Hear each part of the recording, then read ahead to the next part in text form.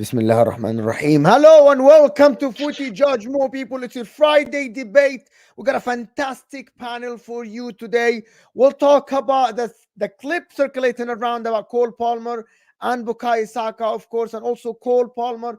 Do City regret selling Cole Palmer? Should he have been the starting right winger for them this season? We'll talk about that, and also we'll touch on the weekend games.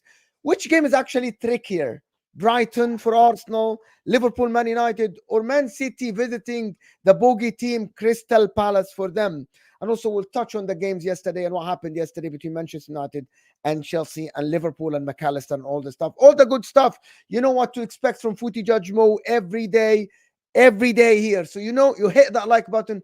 If you're here now, hit that like button now, live. My target live is always 300 to 400 likes. And then on the replay, if you're watching this on the replay, before you go on and enjoy the stream, hit that like button. Let's get to 500 or 600 likes on the replay, people. I'm here with a fantastic panel. Of course, Jamie Phillips, you know him here a couple of times a week, of course. And Martin, the Mancunian way, absolute legend. And making his debut on the channel, the one and only, of course, you know him from the fantastic videos about Arsenal, the most positive Arsenal fans, but also realistic. I actually think that he's a little bit realistic. A lot of people say toxic positivity and all this shit. No, he actually justifies all his takes. You disagree, you agree with him, but a fantastic lad. His channel is in the description along with absolutely Jamie and Martin. Lots of content to go through for these channels. Absolute legends, all of them. But Babs, I wanna actually think, how are you, Babs? Glad to have you here. No worries, man. Appreciate the invite as always. I'm looking forward to making a good debut. Yeah, 100%. Jamie, how are you doing? You happy with yesterday, of course? Yeah, I'm a happy man at this moment in time. I'm a happy man. Can't argue. 100%. And Martin, well, Martin is going the extra mile, people, to join our debates. What a legend, Martin. Thank you so much for joining. Absolutely. I know where you're going, Martin. Crystal Palace game, predicting and expecting a win, of course, at Crystal Palace. How are you doing? Fine, apart from I'm going to take this nightmare journey down to Southend London. South of London, yeah. Can't wait. Of all the weird away games to go to, I hate Palace away. Yeah. But no, I'm going to do it. One of the teams I watched live in my journey to watch some of the Premier League games was Crystal Palace. Was actually Crystal Palace Southampton in the Cup. I was able to get tickets for that, and I enjoyed Selhurst Park. It's actually a nice people. It was nice people. But listen, old-fashioned ground. I like this. I didn't like Goodison Park though. I hated Goodison Park, and the game was absolutely atrocious. It was Arsenal Everton 0-0 before Arteta got hired. Absolutely atrocious game at Goodison Park. But listen, people, over 100 people here, so get that likes up, and let's super chats. Of course, if you get your super chats in. Of course, I will absolutely get them all in one section. We'll answer them. If they are directed to a panelist, we'll answer all of them. JJ Lloyd is saying, you never walk alone. Big up and smash up the like, people. Here for receipts. We'll see. We'll see what happens. JJ Lloyd, but big up everybody that is here with us. And I think it's only fair to start with this guy. Still to come. But he's got more goals than Saka. You had to get that one, didn't you? We're not talking about Saka. Well, we are, because I mean, Saka's a wonderful player. I love him. You know, he's a right winger out and out. Yeah. Palmer's kind of playing there, even though he's a 10. But his all-round game, you could argue, is better. Yeah. I'm not saying he's a better right winger than Saka, but his all-round footballing ability in terms of passing, linking, dropping in, because Saka doesn't play that role, does he? So it's not really a fair comparison. But I mean, I don't see why it's not an argument to have that he could take the place of anyone in the England team other than Bellingham because of his numbers. Hey, guys, I'm going to leave my opinion till the end, and I'm going to actually start with Martin before I start with Babs. The reason why I start with Martin, because he is their youth player from Manchester City. They sold him. What do you think about that? He is having a fantastic season, same GA as Saka, 2 penalties more than Saka, but he has had a great season in an atrocious. I think it's 4 penalties more. I thought 6 versus 4. I think he's taken 8. No, Palmer scored 8. Scored 8 penalties. Okay, so maybe 4. So maybe when I was penalties. looking at the stats yesterday, that would be 4 yesterday. So Okay. yeah, okay, yeah. So what are we actually entertaining this? Like I'm genuinely serious, because my friend Don said that yesterday on the terrace as well, on the match reaction. Like they are entertaining this idea that overall, Palmer as a forward is a better player than Bukayo Saka, or as a football, like, you know, we judge the forwards on two things. It's either you score goals like Erling Haaland, or you're a good footballer. You dribble, you pass, you cross. And they're saying that overall, they think Cole Palmer is a better player. Are we entertaining this? No. No chance.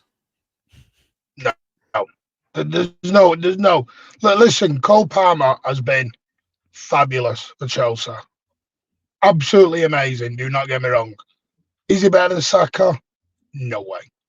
No way. He's more See, this is the problem. Cole Palmer is a very good player, and people will say, "Oh, bitter." Now, listen, it makes me very proud to see someone out of our youth system go on and do well. So there's no bitterness behind it for me. You know, he wanted to leave. You know, we got 40 plus, rising up to 50 million on add-ons. Decent price, happy with that. But no, he's not in Saka's league. The problem is, if Chelsea were third, second, fourth, fighting out in that top four, would Palmer stand out as much? And this is my point. I'm not sure. Is he looking good? Because the rest of the Chelsea squad look very unbalanced and a bit disorganised. It's a question we'll never know, because we're never going to know. Because here's my question: does he get in any of the top four teams? But that's right the now? argument, though. But that's the argument that he will get. No, I don't. Teams. Probably Villa. Right, he gets into Villa. I'll give you that. Does he get into Arsenal's team now? He doesn't start for right winger for Manchester City at the right side for Doku, who started the last game. No, Mo. There's a reason we sold him. Okay, so hold on. So your argument, and we're gonna go back to Saka, but I really want to. No, I'll go through it, because I watched him in games. At the top level, he struggles. At the top you level, don't think he would have struggles. started for Manchester City on the right at all, since Foden is gonna play central? No, because for a start off, Mo, he wouldn't have been given the opportunities he's getting at Chelsea at City. Okay, but I'm talking about now.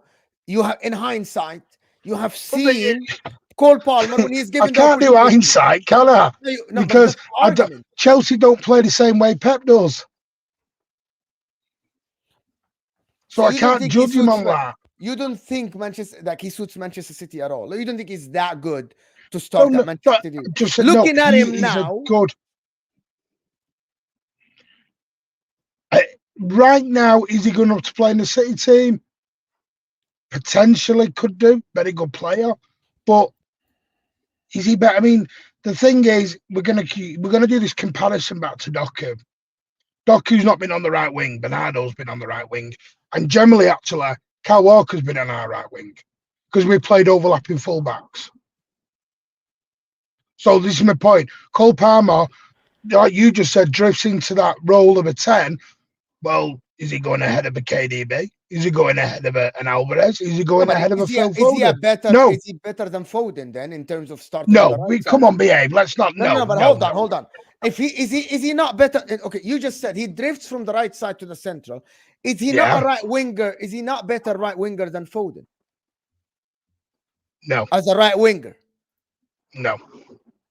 I've watched both on the right wing. Foden's even better than him on the right wing. I watched him in the Super Cup. Go back to the Super Cup. Pep, even though he scored, Pep literally coached him all second half on that right wing. Literally coached him through the full 46, 47 minutes of that half.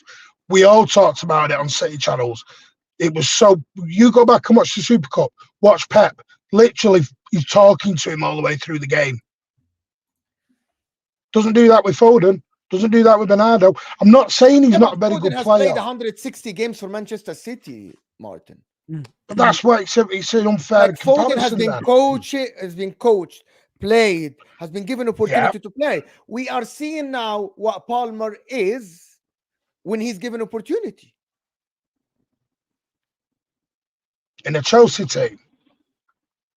No. Okay, so I can say the same about Foden in City team. I can say the same about Saka in a Arsenal. I don't think Okay, then. All right, then. Hang on. Ollie Watkins has scored a bag of load of goals for Villa. Are all the top teams around Europe taking him in then? They might. I don't know. No, I don't think you can compare it to Arsenal and City. I think the point It's an unfair comparison. because the pressure that Chelsea are playing on right now is not anywhere near the same as Arsenal City. So the games that Arsenal play and the games that City play, those players have a lot more on their shoulders. They're marked more tighter. Teams are playing more defensive. In Cole Palmer's team right now, he's playing for what? To get into the top half. He can make a mistake, no one cares. Saka he has 7 out of 10 performance, people talk about it. Same with Foden as well.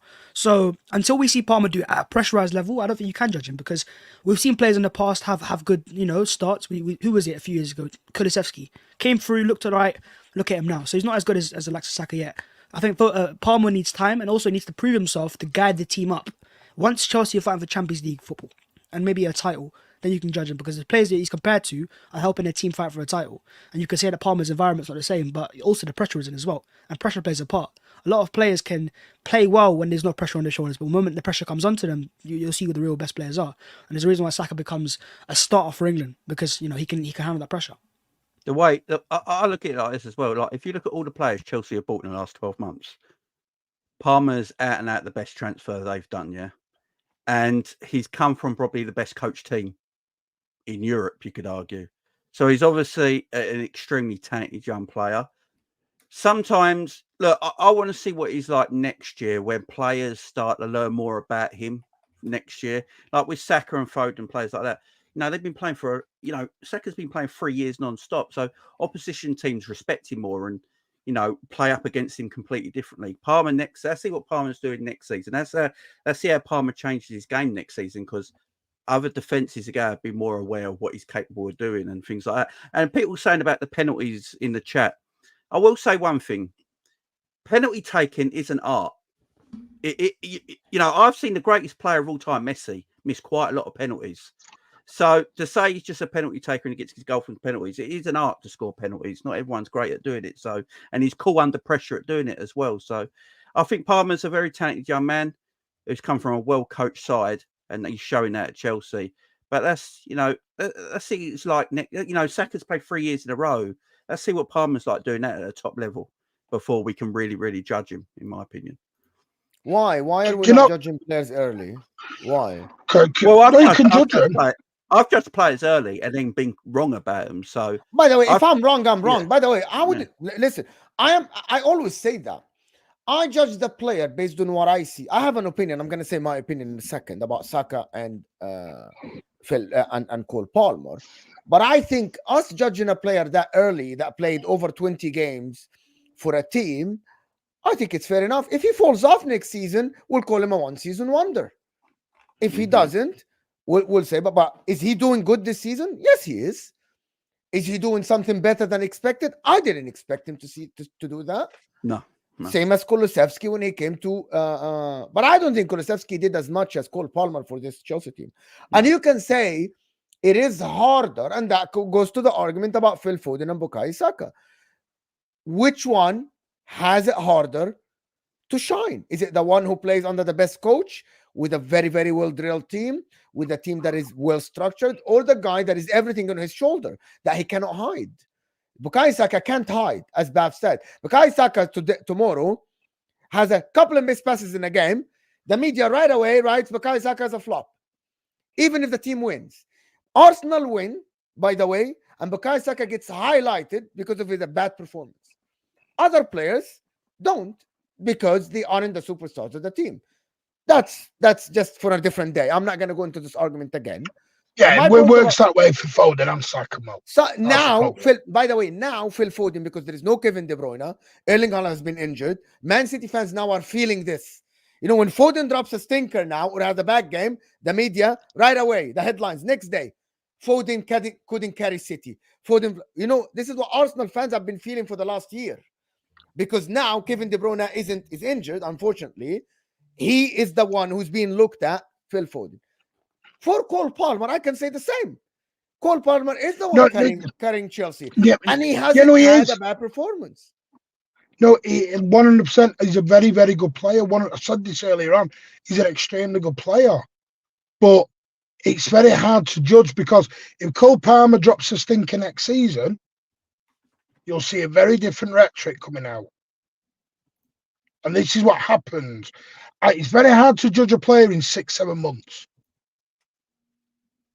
There's a lot of recency bias going on here, and everything else. But for example, and this is not to trigger everyone, Erling Haaland is the best striker in world football, and he's been injured this season, had an off season, and he's back to a League Two player. And this is what we do as fans. All fans, just Chelsea fans are going to say Palmer, Arsenal fans are going to say Saka, City fans are going to say Foden, because you are never not going to back your guy. Cole Palmer is a fabulous footballer.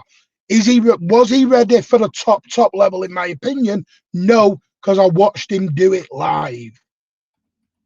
And people can go, he scored in this and scored in that. It worries me when Pep has to coach the guy through a full half. I watched it live. I saw him do it. When it came to the crunch in the Premier League and other games, he struggled a bit more when he played under Pep. So you got to look at it in context. I don't know what he would have done this season, because hindsight's a beautiful thing. A beautiful thing, hindsight. But this is why I don't.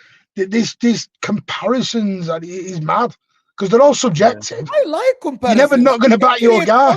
I love them. No, I'm not saying it. No, I'm not saying it. I'm not saying don't. I'm not saying don't. But unless you say he's better than your guy, you triggered everyone. So you never win. He's a quality player. I say a lot about other people, but I like comparisons. And by the way, there is no right or wrong here. This is what people don't understand. It's an opinion. There's only one right. Mohamed Salah, they aren't at his level yet because of the longevity, right? That's different. But you can compare the others. Babs, about Saka and Cole Palmer, I was speaking to Jamie before them, is that people don't realize that when you play Bukayo Saka now, because he has over 160 games in the Premier League, and he has been doing it for a while, you never see Saka facing a defender like when you saw Cole Palmer on Dalot yesterday, with spaces to dribble.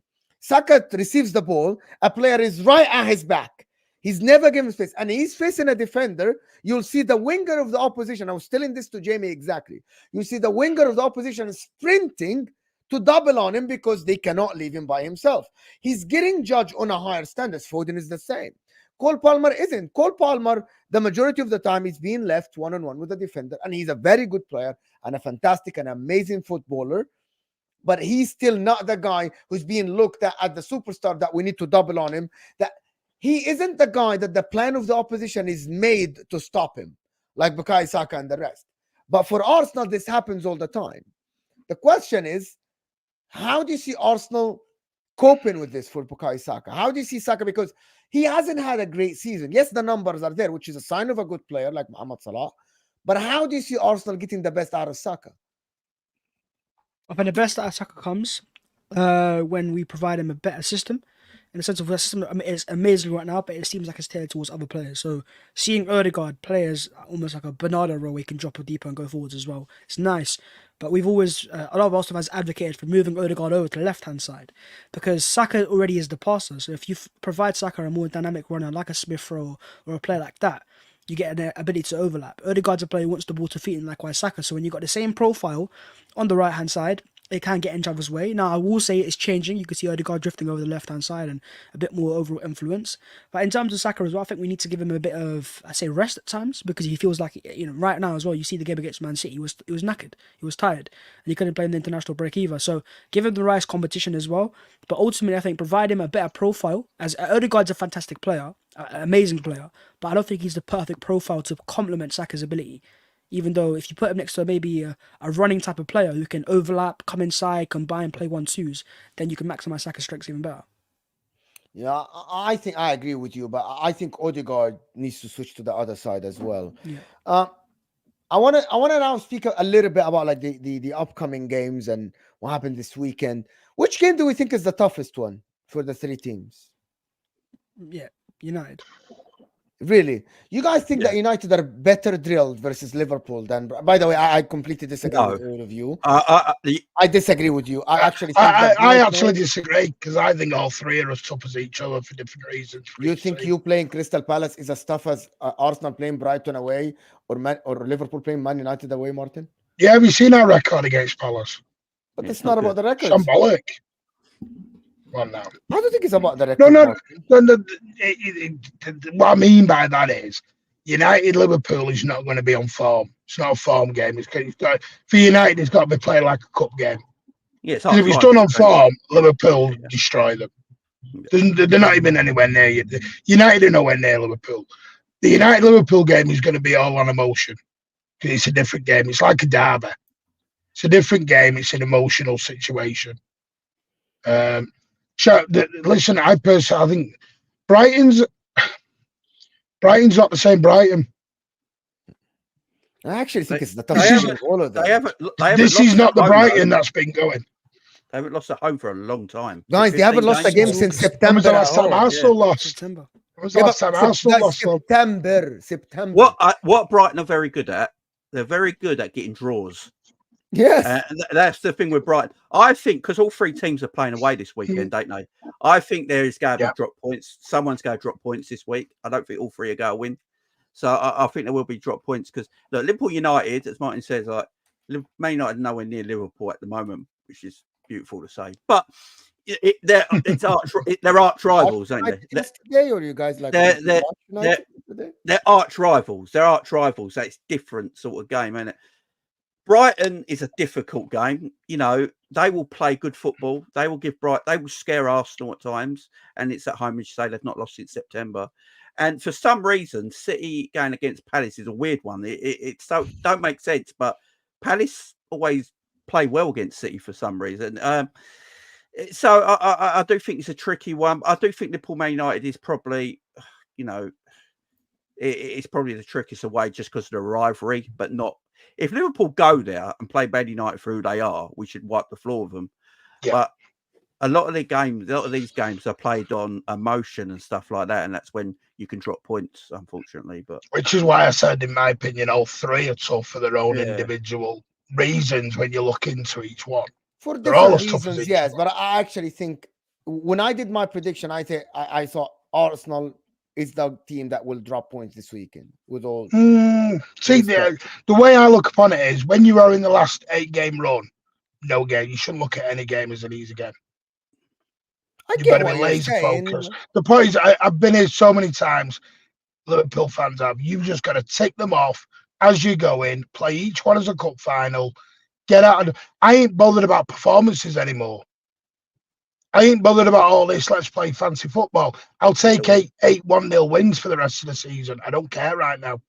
Exactly. This is not October anymore. This is not November.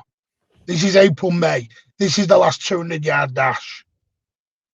Who holds nerve? Yeah, but there is one more thing. I actually think, and I want to get Babs' opinion about this. Actually, the players will be thinking about Tuesday.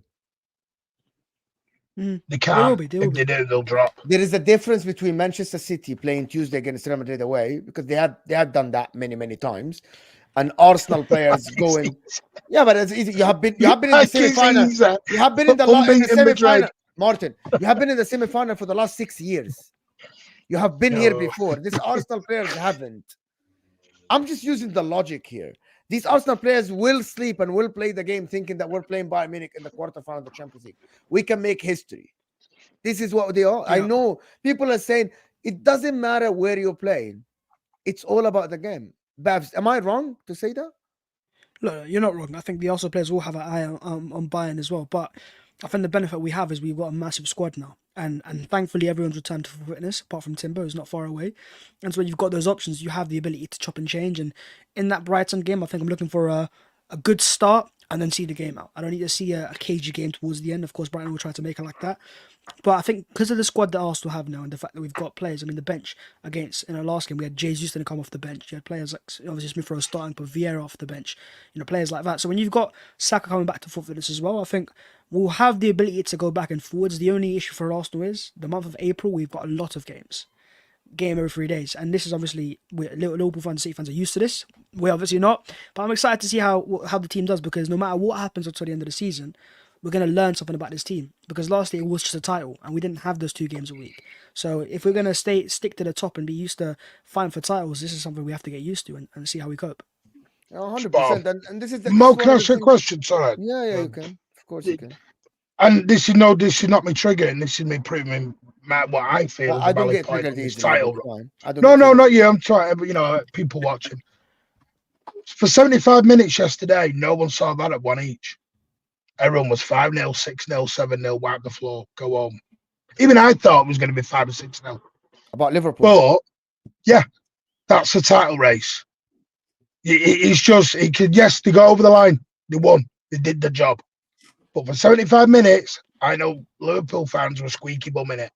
They were like, hang on a minute. I was like, it's Martin. Don't worry, I was chilled on it. Exactly, that's my point. That's a title. So this is my point. On no game is easy. Everyone's going in. They'll do it with us City and Luton next week. Oh, piss easy. Here we go. Watch this. City will rock up and win 5-0. And it don't work that way in a title race in the last stretch. I am not saying teams become mad. I don't know what happens. I wanted to actually touch on a point, because one of the things I actually put in the title is the Arsenal's depth. The reason why Arsenal's depth is very important, because a lot of people accuse, and I'm going to do the super chats, guys, after this, but we have over 400 people here, guys. Can we get the likes up a little bit, guys? We need at least 200, 250 likes. Come on, the like button is underneath your live chat. You know what to do. If you are in the video, I'm going to show you now. You hit that like button underneath your live chat, because it makes a massive, massive difference for us people. Here we go. You're right here. There is an ad or whatever here in front of me. You have the, you have the whatever, the live chat. Click this, and the like button is right here. Hit that like button. Let's get to 250 likes to get more people watching. Subscribe to the channel for new. Arsenal's depth, Bams. Everyone in the beginning of the season said the Arsenal's depth is bad. When I'm looking at and Arteta didn't use the depth. Arteta didn't sign players well. Now we're looking at Kivior being utilized, Kai Havertz being utilized, right? Zinchenko being utilized. Tomiyasu is being utilized now. Even Smith Rowe being utilized last game and having a good game, not a bad game. Are you looking at this and said, Arteta, you did a good job? This is what people will complain about this, and they didn't have the right to complain about it. They had to wait until the players come back from the injuries and all this stuff. People want to talk about Zinchenko being, I see your comment, JJ, liability. Zinchenko is a different kind of player than your average left back. He's a midfielder that inverts, and he's useful in some games. And I said that 50,000 times since last season. Anyway. Yeah. Look, I totally agree. I feel like a lot of Arsenal fans particularly lack perspective. And they felt like because we had injuries and we had a lack of players off the bench at that time, that we had no squad depth. But I'd argue last year, you take out Partey, Zinchenko, Jesus, we're struggling. This year, we're fighting for a title. So that proved to me that the depth was there in the get-go. So I was saying this back in December, January time, that look, we have depth. Because last year with these amount of injuries, we would have suffered. And this year we're still in the conversation. So now the players are turning back to full fitness. We're going to see the full strength of the squad. And it almost like they've timed themselves to return at the perfect part of the season. And I think a lot of it comes down to last year.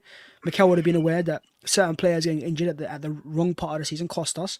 And that's why he went for a Declan Rice, a player that's always available, very rarely injured. And, replacing the likes of Partey who are a bit unreliable. Because now, let's just say Partey comes back, starts against Brighton, gets injured again. Well, guess what? You got Rice there, Jorginho there. So in that aspect, I think like we do have far better depth than last year, and there's evolution.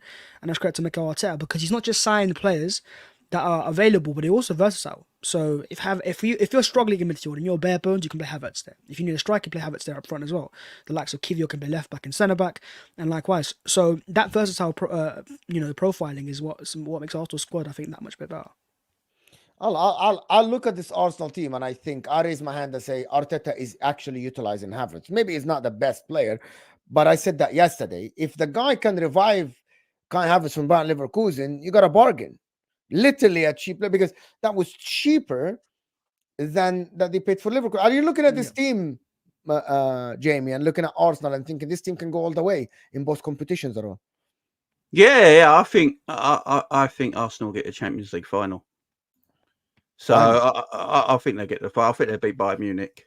and they've sort of worked out how to get past Babs can't City. hold the smile though. We So- might face Babs Inter can't as hold well. the smile. So though. He can't. He just can't. I think that's the cut. I think Arsenal have done exceptionally well the last 2 years. Yeah, you can't.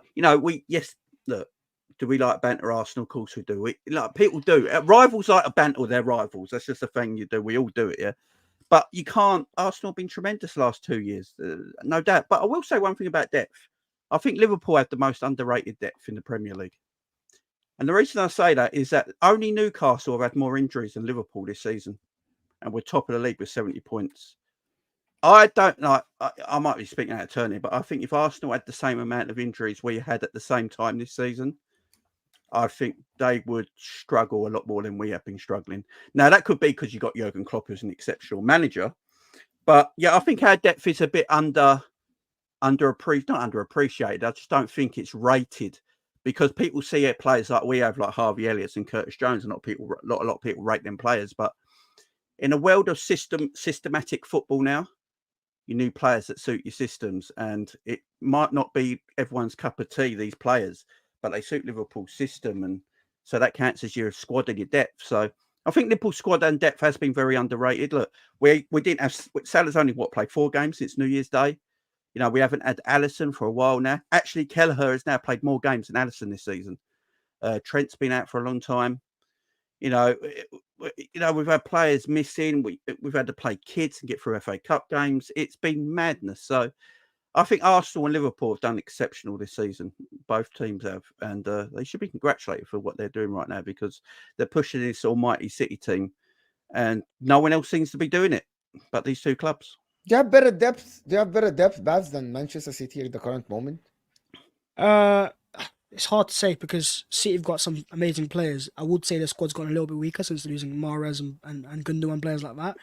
But they replaced it with the likes of... Look, we've not seen the likes of Nunes. How is he in terms of in the crunch moments of the season? So looking at City's squad right now, I feel like City still edge it because they've got more experienced players as well. Yes. I don't think it's far off though. I think we are getting to that stage where we can compete squad for squad, which is a massive achievement for Arsenal. But I think City, because they've got more experience and players that are a bit more reliable fitness-wise, they just edge it. Yeah. Let me do the super chats, people. I'm going to do all the super chats. Saka, back-to-back player of the year for England. Did he win back-to-back player of the year? Back-to-back. Yeah, he did. Yeah. Young player of the year. No, player of the year. Saka won back-to-back player of the year in England. Was it for De Bruyne? England's player of the year. No, as England. Haaland won it. England. Oh, the English national team, right? English. Yeah, okay. I'm saying Haaland won it. No, Haaland won the PFA player of the year. Yeah. And then before that, it was Kevin De Bruyne, if I'm not mistaken. Yes. The season before. Comdine is saying Saka tops every creative stat this season in the Prem. Actually, not true. I checked some stats. Cole Palmer. I just checked Cole Palmer versus Saka. Go to FB Ref. Actually, Palmer has some more successful passes and all the stuff. They are very close, though. Very close, Comdine. It's not that far. But I'll still take Saka. Just most personal opinion, I'll take Saka still over the majority of the wingers in the Premier League. This is just my opinion. Yeah. Apart from Mohamed Salah. Well, we know Rolla. It's amazing how Saka goes from the most loved player to the most disrespected talent. As soon as AFC starts challenging, he is crap and everyone is clear. Why do you think that happens, Babs? Seriously. I think it's called voters fatigue. People get bored. They need new names. So Cole Palmer's a new name, and I think it'll be the same Cole Palmer in 2-3 years' time, where there'll be a new youngster coming through, and people go, he's the best youngster now. So people like to have that new... Yeah, it is rivalry. Of course it is, and also rivalry. If you look at, I look at United and Chelsea specifically, and those fan bases right now will probably hate what Arsenal are doing because we are massive rivals in terms of fan bases and head-to-head and stuff like that. And to see Arsenal having done it in a way where we spent money, but we've not spent crazy amount of money. United have spent more money than Arsenal, and they're left behind. So there's a bit of jealousy as well. But yeah, I think a lot of it is just people getting used to Saka being good and having higher standards for him. So, Cole Palmer could have a poor game. I haven't seen people talk about it. But if Foden or Saka drop a poor game, people will talk about it. Yeah, guys, this is a section where I'll do order the super chat. If you want to have a comment, you want to have any interjection of the topics we spoke about, so please send them now because I'm gonna stop later in about 15 minutes as well or 20 minutes as well. Comdine here is saying Saka has 2-3 men mark him every game. Palmer gets to play ping pong counter attacking football every game. Let's see how he deals with 2-3 men marking him. Absolute spot on. Yeah. 100% spot on. Saka is the guy. Do you know the best example I say about that? If you guys, we have an Egyptian forward that came to the Premier League and played for Wigan called Amr Zaki. You guys remember that guy? Yeah. I remember him. Yeah. Half a season, he was amazing. Nobody knew who he is. Nobody marked the guy, and he was good. Second half of the season, he had 0 goals. Yeah. Because they knew who he was, and he was just marked, and he was just gone. It's like, do you remember Pape Cisse at Newcastle? Something like that. When You know he went Pape on that. Cisse, Yeah, he went on that mad goal run. Do you know the massive problem is? And listen, I don't know you're sponsored by Mo before I get you into trouble. I'm not sponsored by anybody yet. If you're all of these stat websites, give Mo a sponsor if you can. All these stat websites have a lot to answer to, a major lot to answer to. And maybe it's my age, but for some reason the eye test has become a bag of crap. And we're now in an era where because we're disrespecting the likes of Scholes and all them now, like the crap. That's a disrespect to football. No, but it's like we work out, we judge players on a start, and the trouble is with stats. Yeah, if you score, you could be having the worst game in the history of football and get 2 goals. Haaland's done it this season. United at home was a bag of crap, but scored. So gets a better score overall because he scored a goal. But most City fans will tell you for 89 minutes he was a bag of shit. Yeah. And you go, well, this is the problem. Eye tests have gone out the window now because we focus on passes and pre-assists and the assist and XG and pre-assist now is a stat. Yeah, we've now got pre-assists to pre-assist. It's like, what are you doing here? It's an actual stat. Listen, they play a part 100%, but there are some fans who sit at home and just watch SofaScore or something like that. I know. We've got to get a happy medium between it both. No, because we are disrespecting. We're disrespecting a lot of footballers here. For me, I explained that in a way before. I said there is a way that, for example, defenders defend, because I played football. There is a way that defenders play, move to spaces. This is very important. They move to the space early enough, and they have angles about them that they prevent the midfielder of playing the ball to the forward. That wouldn't show in any stat. But they literally stop the attack by moving to the right space and the right distance between them and the forward, so the midfielder didn't play the through pass or didn't play the long ball. That wouldn't show in any stat. That wouldn't. No. But you only see it if you know, and if you watch football and you watch it with your eyes and you see that happen. You know what I mean? Yeah. A player picks the right pass, and instead of a pass you think it's right there, he picks the right simple pass, and it wouldn't show an assist, but he's the one who created the chance from the goalkeeper or something like this. The stat I hate the most now, I don't know what it is, but the field tilt. That is like someone told me once in one of my videos that we beat you on the field tilt. I thought, what does that even mean? What does that even mean? The only stat in football that matters is the score. And that's it. Or last ditch tackle. No, they're going to start doing an XG title soon. You have the best XG, so you win the league on XG. I bet you get a European place soon for XG. You know, you used to have the fair. You know what XG means? XG means your strikers would just crap that game and couldn't score. Let's get it right. Exactly. Maybe it's my age. I don't know. Let me finish this. Samuel L is saying, with Jota coming back soon, LFC should be able to kill teams off more easily. Is that right? You think he's taking? Who's he gonna play for? He's our most clinical player, man. So who's gonna bench? This is the issue, though, ain't it? This is the issue. How far away is he? How far away is Jota? I think Jota.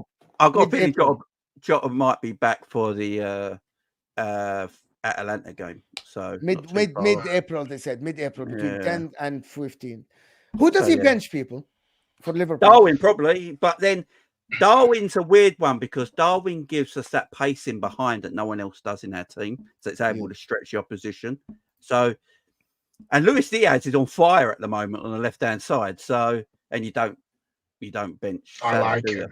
So really good I think Jota could be that sub that comes off the bench, that clinical finisher that comes off the bench and finish teams off. We need that player, and that's a great weapon to have. Also, we've got Trent to come back with his creativity, another great weapon to have. So Yeah. it's, Guys, about 500 people here. Let's get the likes up to about. Guys, please hit that like button. It makes a massive difference for the channel. I promise you. It's a shame that we aren't on 300 likes. The only way this channel is going to grow, and we're on road to 20K people, is for you to hit that like button. Come on, people. Hit that like button underneath your live chat. Gunnerola is saying Musiala Wirtz coexist respectfully in Germany. No one compares them and rubbishes the other. Only Premier League fans are filled with ridiculous tribal agendas. I don't think it's tribal agendas. No, I don't think so. I think It is both. comparing players is a very good for content. I think these are debates. It's always been done before with players comparing Raul to this, Inzaghi to this, Zidane to Figo. All of these players were compared to each other back in the days. It's always happened. It was just now in social media you see it more often. I actually like it. I like to compare players to each other. Rice to Rodri, all this stuff. I like it. You compare players, but because we speak English and because we do English shows, we hear about them. I'm sure in Germany they do them. Emmanuel is saying, Mo, you're saying we'll drop points. I didn't say that. I said it's the toughest game. Do you know they play into our hands? I know, but they played against Liverpool deeper. Their defense isn't as good as ours. Our mental strength is stronger than last season. 100%. I agree with you. I think what wins Arsenal the title this season is literally their defense. Is Gabriel and William Saliba and Declan Rice in front of them. They are so underrated. I know that people talk about them, but this literally allows everyone else to have freedom. These two with Declan Rice in front of them. It's ridiculous how good they are this season. If you look at them, don't look at the goals scored against them. Look at how many chances they allow per game. How many saves does Raya have to make? He's made 2 in the last 2 games. That's it. That's all about it. And you wouldn't even mention like how tough were the saves. And people underestimate how good Gabriel and Saliba have been. They're a tremendous pairing. There's no doubt about it. The only thing I will say is that Arsenal completely set up defensively, completely different to Liverpool and Man City. So I wouldn't say too different to City. Well, Liverpool, yes. Liverpool play a more one-on-one defensive structure. You know, our fullbacks are midfielders. We leave Kanate and Van Dijk on their own, and we're more open. That's the way we play. City have been a bit like that this season compared to other seasons, but Arsenal defend in a far better way as a team, in my opinion. You know, they control a game better. I think Arsenal can win a game 1-0, right? In my opinion, comfortably. Where Liverpool and City, they could win a game 1-0, but they can give a lot of scary chances in behind at times. Yeah, because that's just the way they're not set up like that. Yeah, exactly. Right. Said that, but they're great. They're great. We've gone to this crazy overlap fullback stuff, and you're like, well, what you doing here? And that's why. And then we're leaving gaps in behind. We're leaving 2 and 3 at the back, and it doesn't always suit us. That's why we're counted a lot with the ball over the top. Can I actually counter what you guys both are saying? I actually think the difference between Arsenal, Man City, and Liverpool this season is that other teams, other oppositions, are allowed to bypass City and Liverpool press. So that's why you see the 2-on-2 and the 3-on-3 more often, right? While Arsenal, more than not, if they press, you don't bypass the midfield. So you won't go 1-on-1. You'll have to play long ball. Because they don't leave gaps. Exactly. So you don't bypass. That's what we've just said. No. My point is, it's not about how you attack. It's about how you press. It's about how Liverpool and Man City press. That's different. When you the way we attack is the reason there are gaps. So no, it's not that. I'm not saying about that. When the opposition have the ball, Martin, your press and Liverpool press is not as effective as Arsenal. Arsenal press, and if their press, if they see, if their press isn't working, and I noticed that many times, Arsenal players leave the press and go back to position. They don't leave it to risk. There was an interview after the Luton game where Rob Edwards said that out of all 3, Liverpool, Arsenal, and City, Arsenal are the most adaptable. Yes. As we can play a different side of play, which is the defensive route, and that's we've had it from the start. You go back to the FA Cup semi-final against City all those years ago in Arteta's first year. We played a deep block in that game, so we can do that, and it's effective. And I think the organisation, our team is definitely there. I also feel like the work rate might be a little bit better because I think these players have a bit more of a point to prove. I really So you'll need the see the likes website to actually check the running and all the stuff, Babs. Yeah, yeah. I mean, Odegaard, I think, has covered the most distance, and he's won the ball back the most times in the final third. So we did the real intensity about the Arsenal team. We don't give you any time on the ball, and I think you're right. If we press, it's coordinated and it's really hard to get through. And if you don't get it, I notice Arsenal players, they are not relentless in the press. They give up. If they feel like the opposition is gonna bypass the press, they just give up, Arsenal, and they go back. And that's because the difference between Jurgen Klopp, Pep, and Arteta is that Jurgen Klopp and Pep, they trust their team more. Pep doesn't allow you to give up on the press. Exactly. Even if Pep they bypass bollocks you if you give up on that and press. I know because I went to the Etihad and watched one game. Even if the opposition bypass the first line of the press, he doesn't tell his team to drop deep. He doesn't. No. Pep keep going. The next man No, up, do you know why? All Pep this is back next to man up. feeds into my point Jurgen Klopp is the because same, of course. No, but Mo Pep's talked about this in interviews on our in-house TV shows. Is what he does is the idea of winning the ball high up is to go back onto the attack immediately. This is what I was saying earlier about the attacking point. I wasn't saying it's not a negative, it's just different styles. Pep is always you win the ball to go forward. You just said made the great point. Arsenal do it. Arsenal will give up possession and go, right, we will drop and we'll let you come at us. But you're not going to get through us. Whereas City and Liverpool are a bit more, no, you get the damn ball to go forward. That's not a negative. I'm not saying Arsenal are bad for that. It's just different keys for different locks. It's just a different because people, and this, I'm going to continue with the super chats, but people literally say that Arteta is copying Pep. It's actually not. No, it's not. He's not at all. Not this season, though. Since Barcelona, which is, I've seen it. Listen, I'm old enough, and I've watched Pep when he came out in 2008, and I've watched enough interviews. Pep is about next man up. If Bernardo's pressing and doesn't get the ball, he doesn't mind Diaz going to press. He doesn't mind Diaz and Akanji stepping all the way to the opposition. Mikel Arteta doesn't allow that. Mikel Arteta press, but he's conservative in his press. He still have the safety net. Like, I am not going to just give you all the spaces. You don't see Saliba being one-on-one and Gabriel with a forward facing them. It doesn't happen often. But you see that a lot of times with Van Dijk. You see it a lot of times with Konate. You see that a lot of times with Man City defenders. Will you see an opposition forward running with the ball towards a Man City defender? That doesn't happen with Arsenal. Pep has a rule, though. It's different. You're right.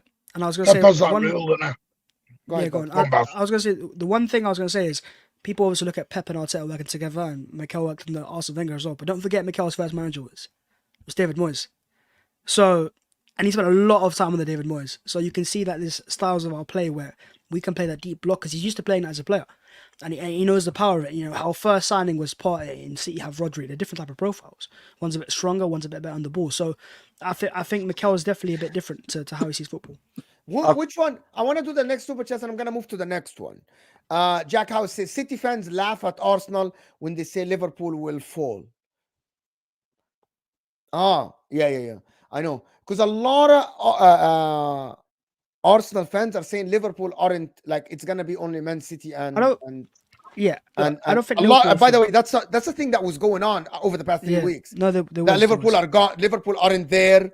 I think the thing with Liverpool is what Arsenal fans might see is out of both the teams, City and Liverpool are the more vulnerable in the sense of they give you more chances. And it's more likely the opposition team scoring. So you look at the last few games Liverpool have had, even the games against easier teams, they still have had some opportunities. Arsenal right now given no opportunities. Even against City, we had next to no opportunities. So I think I don't think Liverpool fall off, but I feel like if there's a team that is going to drop points, surprisingly, it might be Liverpool. I get that. I do understand it. I say that myself, but I think it's just the way Liverpool play, and like. I still hear now the way Liverpool play is not sustainable. We've only got 8 games left. It's mad. It's just this is the way we play. Liverpool could win this Premier League just playing this way. You know, not having the best defence this season. You know, I mean, we've considering the way we play is quite on the edge. To only concede 4 more goals than Arsenal is quite something, really, if you think about it. Considering we give up all these chances, we play right on the edge, and only conceding 4 more than this really good defensive Arsenal side, because that's what they are. They're tremendous. It's actually really good. So, it's just, I don't think either City or Arsenal or Man City are going to drop hardly any points whatsoever. It's just going to be a shoot till the end of the season for me. This defence thing baffles me, because I've said to you before, Mo, City's problem's not been defensively, it's been our finishing. Because factually, right now, we're on course to have a better defensive You record. have Haaland. No, but Mo, we're actually on course right now to have a better defensive record than we did last season. I hear you. We have wasted so many clear-cut chances. That has been our problem. That on Wednesday night was the first time we pumped someone for a long time. I actually felt That's you the weren't difference. I actually felt you weren't gonna score if Zaniolo didn't jump. I thought this game was going to be much closer. No, we were scoring. We had a lot more balance on Wednesday night. More balance than I've seen us have in a while.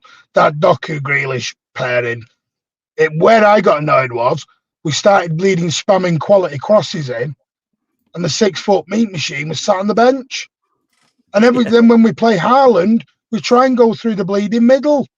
Yeah, it's like, makes sense of what you're trying to do, and that's what the problem is. You watch, honestly, we all sat in the ground on Wednesday going, we're spamming crosses in to Alvarez, but when Haaland plays, we want to go through a tight packed middle. Yeah, you got the wrong trying way to around, put eye of the needle. Yeah, and it's like, what are we doing here? That was the mad situation. But you don't like Grealish. I don't like him. Halftime Hooks is saying, like and subscribe to Brother Mo. Thank you, Reese, for the support. Guys, make sure to hit that like button. We got 550 people here, guys. Let's get to 300 likes. Dayu, big up Dayu, who is going to be here tomorrow after the Arsenal game. Big up Dayu. Eye tests may be commendable, but it significantly diminishes if the team fails to win. Personally, I value teams' ability to win and possess the appropriate statistics over mere aesthetic appeal. Does anybody agree with this? No, very totally deep. disagree. I think totally it's because me and Martin are older. I think it might be that kind of thing where I think Dayu's older as well. Yeah, I mean, I'm in my 40s, so I don't know how old Martin is. He's watched he's Arsenal since the 80s. I don't know his stats, man. I think we can get too much into stats a lot of the time. For me, growing up watching football, for me, my dad always used to tell me the only stat that matters, son, is who won and who lost and who drew. And could you imagine saying to Brian Clough about stats? He'd smack you on the back of the head. Yeah, I mean, you could have, if you've got a really high XG, but you've only won 1-0. Yeah, like people will go, "Oh, your strikers are shit. You're not doing anything. You're high XG. You're not putting chances away." But then I can turn around and go, "I won the game." And that's all you're gonna say. Yeah. That's all that matters. Look, I feel like as much as stats can be skewed for sure, they're normally pretty accurate if used incorrectly. So you look at, for example, City versus Liverpool in the past 4 or 5 years. City every year almost win the stats in terms of what you're looking at, all the expected numbers. Liverpool don't. And that's why over the course of the last 5 years, City end up winning more titles because they have the better underlying numbers. So it is somewhat sustainable. But I also understand that, you can't always look at stats as the only way of looking at football. You have to watch the game. And I think nowadays, it's a good point to say that people just look at the stats. They don't look at the games. They go on TikTok, find a clip of the game. And I think it's because they're losing their attention spans. They want to watch the clips and the highlights rather than the overall game. They want to see the best moments. And when you see the best moments, if you see Cole Palmer drop a stinker, but you've seen his 3 goals on Twitter, and you ain't watched the game, and then you see a 10 sofa score rating, you think he's an amazing player. No, I agree with this. The problem is nowadays, I've seen people talk about the game just looking at the stats, actually sitting on shows for an hour. Genuinely, I'm being serious. I've seen it. Someone says, I didn't watch the game. It blows my mind. And I'm like, how are you talking about the game aren't important. Stats aren't important in certain aspects. But like I said to you earlier, Haaland was garbage against United in the derby at home, but scored. So his sofa score or whatever score, or any respect to other websites. Yeah. You then put him higher. But then Pep Guardiola only pays Haaland to score goals. He doesn't really have to have a great game, does he? But this is my other point with this Haaland's crap. Yeah. If Haaland's been crap and a League Two striker, what's he doing top of the goal scoring charts? This is the thing. Like, he's paid to score goals. Have a look at your other strikers then. Because the rest of the strikers in the league must be even worse. They must be non-league then. It just it just winds me right up sometimes. Let me do the last one. Andrew saying Van Dijk played with Saliba, would he be even better? No, they wouldn't. They wouldn't No, complement each other. They're too similar. Different styles. You need the calm defense. You need that calm Rolls Royce aggressor. defender like Saliba and Van Dijk, and you need that aggressor. That's why Konate and Van Dijk work. That's why Gabriel and Saliba work. Andrew, listen to Footy Judge Mo now. Anybody that plays next to Van Dijk is going to be better. Even me, I'll be better. It doesn't matter who plays next to Van Dijk, I'll be better. Well, look at Gerald Quanta this season. I get what you guys are saying about, but Van Dijk is absolutely one of the best defenders I've seen in my life. Yeah. And it's like, I get what Saliba is, but I actually believe Saliba can play next to Van Dijk. Anybody can play next to Van Dijk. Because Kwanzaa, by the way, is very similar to Van Dijk.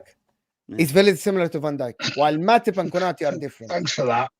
Thanks for I actually wanted to go back to just a point. I wanted to go back to a point about Arteta's system and all this stuff. And I wanted to ask Babs about, do you think this team can actually dominate at all? Arsenal.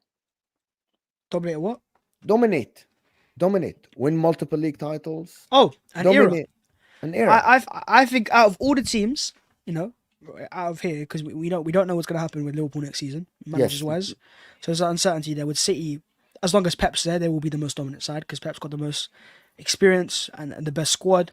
But I feel like once Pep goes, you're then looking at the other teams around, City and Liverpool. And I think Arsenal are the best position in terms of, we don't just have a manager that's set and a system that's set and we're getting closer and closer to where we want to be, but also we spend money.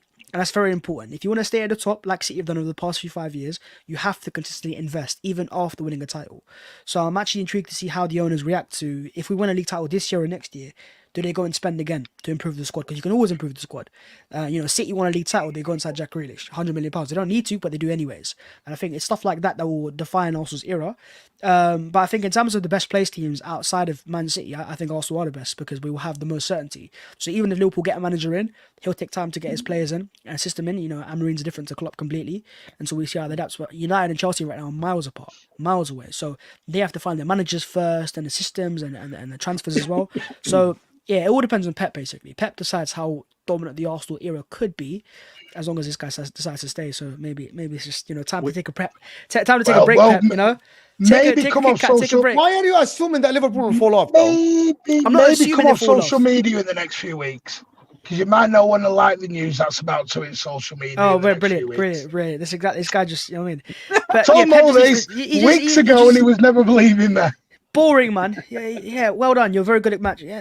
Boring, he's not bored. He wants to carry on. He's still. Yeah, I know what you mean. Yeah, but there is a contract. There's a contract of extension. And look, part of me wants Pep to be there. But part of me, to win a title against Pep would be amazing.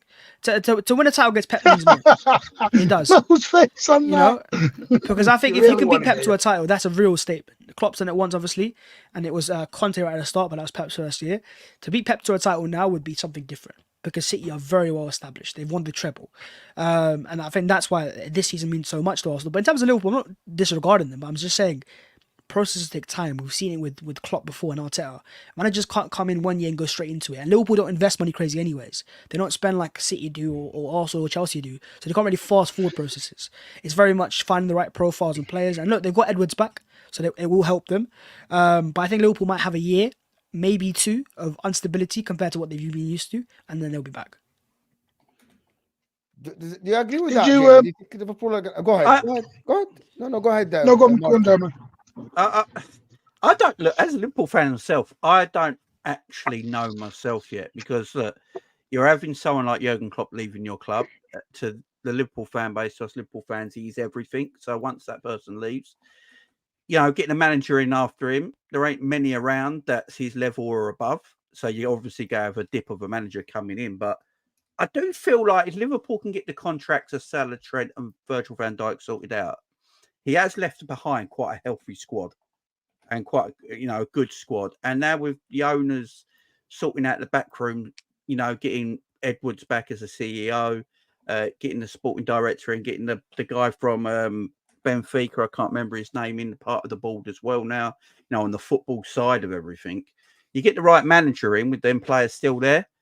I don't think there'll be as much of a dip as everyone expects to be, but I think, but you are going into the unknown a bit, especially as Liverpool fans. We've had Klopp for 8 or 9 years. You know, I'm not sure myself, but I don't think we'd be like slipping down the league or anything like that. Is there a possibility to go to the 2000s and early 2010s? I think we'll still be in that top 4 and competing, in my opinion. I don't think there'll be as much as a dip as everyone think there'll be, but there will be a natural dip because who's leaving the club. Yeah, and that's what I'm looking at. You look at Arsenal, for example, this year, no matter what happens, we're going to invest again. The manager's still going to be the same. The players will get a bit more experience. So we're going to improve on paper. Liverpool, you're not quite sure if they're going to improve, and they probably won't because Klopp's leaving and he's an amazing manager. And they don't also, as a club, have a notoriously good record of replacing managers. You know, Klopp was he was available, you take him straight away. But prior to that, Rodgers and Benitez, and don't forget Roy Hodgson as well. So we'll see how Liverpool cope. Yeah, Rafa won the Champions League. He's always loved. Yeah, Rafa's good. And everyone knows City's going to improve in the summer. Yeah, and go again, so. I think City are going to have a mad. Well, you say you're going to improve, Martin, but you spent money last summer and you didn't improve. You think you're weaker than last year. So what guarantees that the new players? Hang on, no, don't put me in with some of the other City fans. Oh, you don't think you're weaker than last year? Not particularly, no.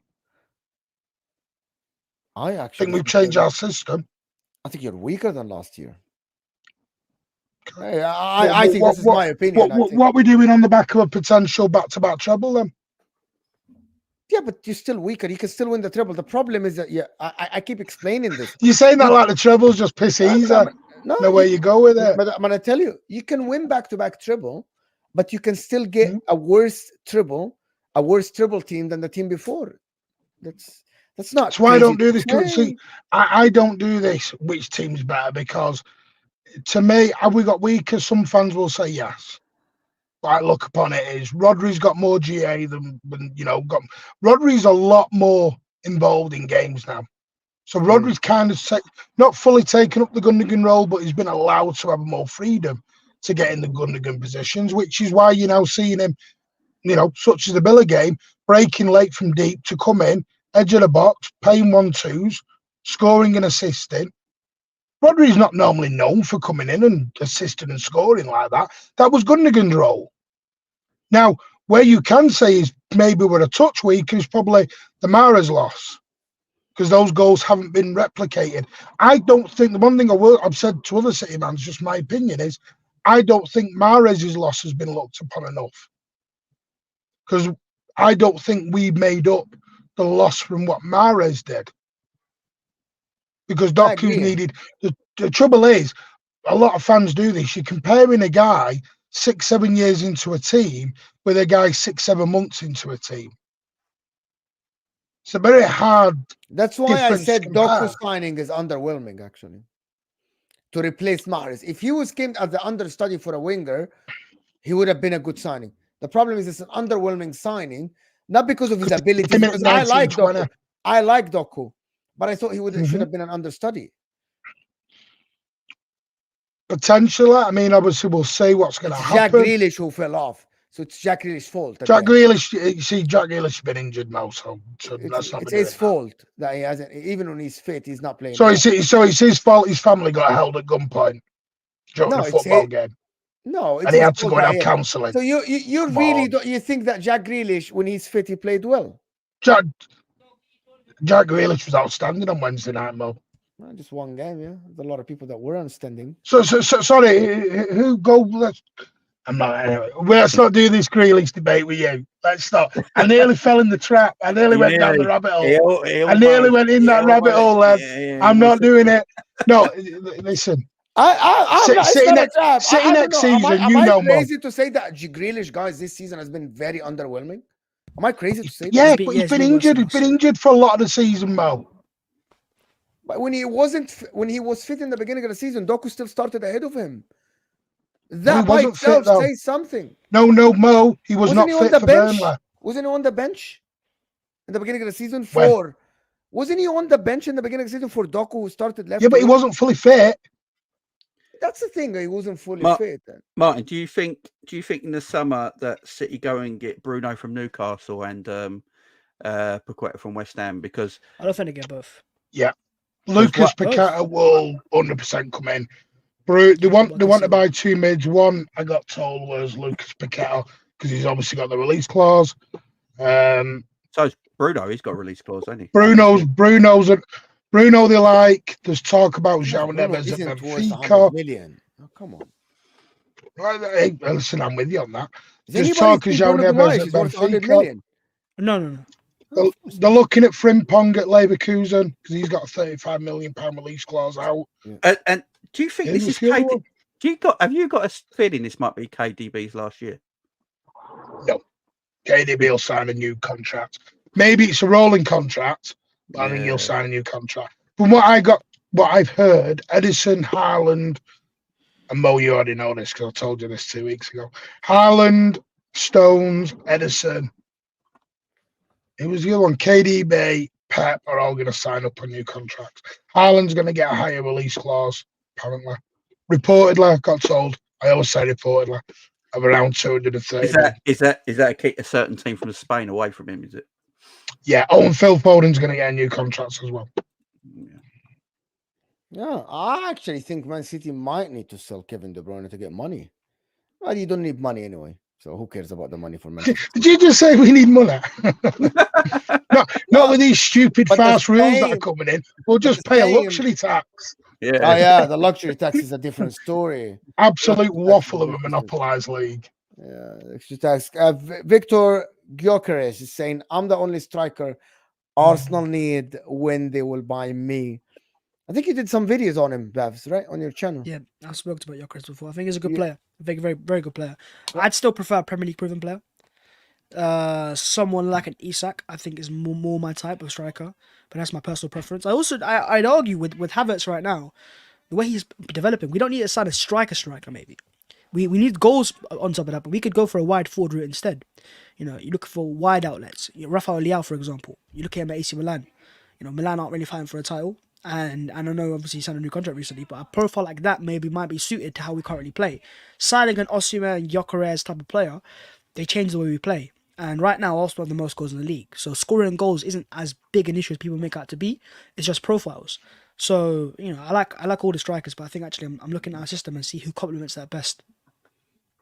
I think in the summer it will be a massive. Guys, this is the last time I'm going to stop for Super Chats because we're going to end the show in the next 5 minutes. Hot take, Grealish is City's Havertz. Just there to make space, does nothing else. What? I think Havertz is a player who makes a lot of space. There's a lot of those stats that you don't see, but they're different players. One's a wide forward, one's a striker. But Havertz lately has been actually doing different. He has been scoring goals. He has been getting involved. I think he's got 7 goals and assists in under 500 minutes as a striker. So here you go. Nobbins is saying he wouldn't be tolerating Grealish slander. Bro, you guys love Grealish. I'm not going down the road, Nobbins. You guys love the thing Grealish is, City fans know. I have to say, he was carried last season by Manchester City, and he probably one of the worst. Oh, absolutely. The most expensive signings. Created the most chances in the Champions League for an English player ever.